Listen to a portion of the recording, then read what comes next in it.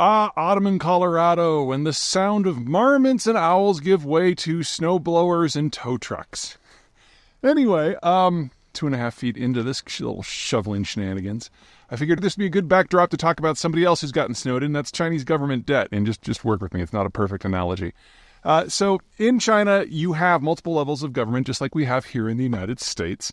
But mostly it's just local government and national government. Over the course of the last 20 years, the national government has ceded a lot of power to the local government in order to give them basically somebody to blame when something goes wrong, because you can always sack the local governor or mayor. But they have not extended tax-raising capacity. So every local government gets basically a stipend from the national government, and there's very little they can do outside of that to raise taxes themselves. And so what the system does is it survives on debt by a different method. So most Chinese companies, especially Chinese state companies, are massively indebted, far more than you would see in any other country in the world, most notably the United States.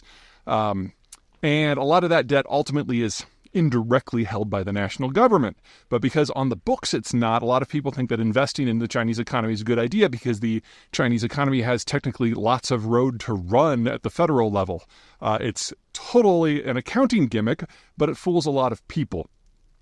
At the local level, if the stipend that the government gives you is not sufficient, what you generally do is you sell land, but you can only do that once, and that has been done already. And so what is left is you do something called a local government financing vehicle, where you, in essence, issue an unofficial debt, whether it's a loan or a bond, and people can, if they want to, invest in it, but oftentimes they're like, oh my God, no, that's totally opaque. Even the IMF says that it's not really collected in their normal data anymore because it's all hidden.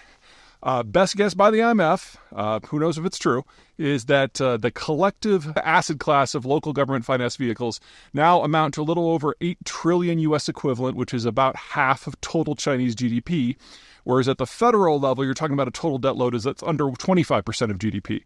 And then, of course, the corporate debt load is something like 200 to 300% of GDP. But, who's counting? We're going to show a little graphic here from the IMF showing what the debt loads are for the local governments. As you can see, that big chunk in the middle that we're pointing to is the part that we're talking about here that needs to be refinanced. It's the majority of the debt classes in the Chinese system.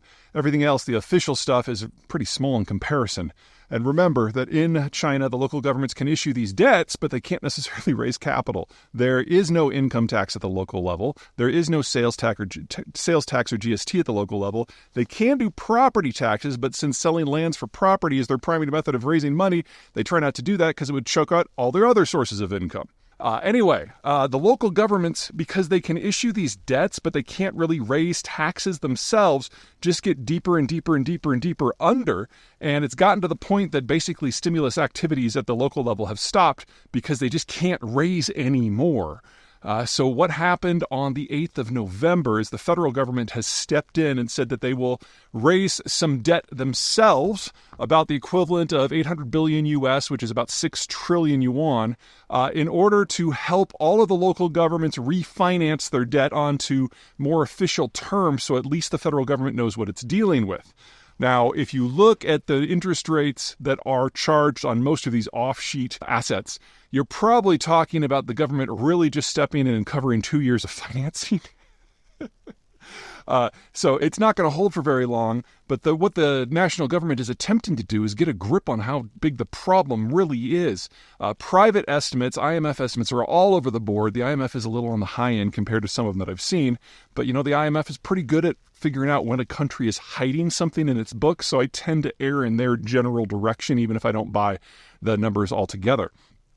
So the challenge moving forward is, what does this do to confidence and everything else? Because now we are formally tying the national balance sheet to the local balance sheets, and they're already informally tied to the corporate balance sheets. So it really, honestly, if you add this all together, the Chinese economy is at least as indebted as the Japanese economy. And if you include pension arrears in the Japanese economy, you're talking about 500% of GDP.